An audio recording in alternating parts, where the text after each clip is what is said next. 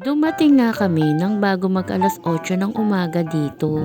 Parang pansin ko nga ay kami yung unang-unang nag-entrance dito. Kaya naman nakapili talaga kami ng kung saan namin gustong cottage. Pangalawang punta ko na nga dito kaya familiar na rin talaga ako dito sa resort na to. Vel Garden Resort nga pala ang pangalan ng resort na to. Located po ito sa Amontay Road, Dasmariñas City, Cavite. Nag-promo nga sila ngayon ng 99 pesos na entrance, kaya naman ine-expect ko na talaga na maya-maya nga lang ay dadami ang tao rito. Kaya nga inagahan na rin namin talaga ang pagpunta rito. Hindi nga ganong kalakihan ang resort na to, pero okay na rin to para sa mga gustong mag-outing, pero hindi ganong kalakihan ng budget. Kasama ko nga pala rito yung mga kasamahan ko sa trabaho. Mga nagtitipid nga kami kaya okay lang na dito kami. Kapag nga nakabayad na kayo ng entrance, pagkapasok nyo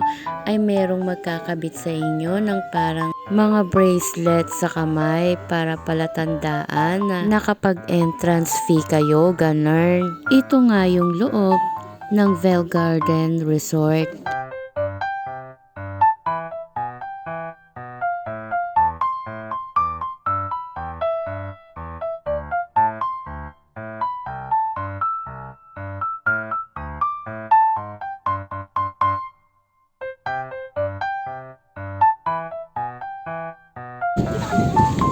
Ano dyan, babe? Ay, alisin mo yung chinelas mo.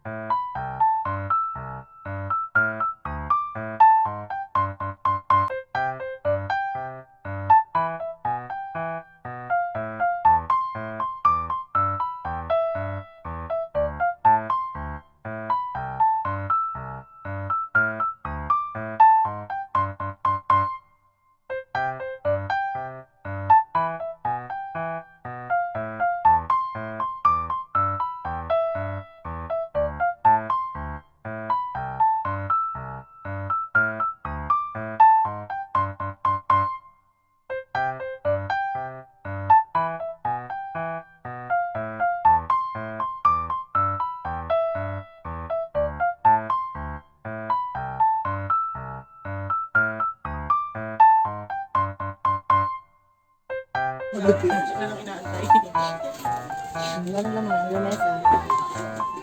Tapos dali niya signboard niya.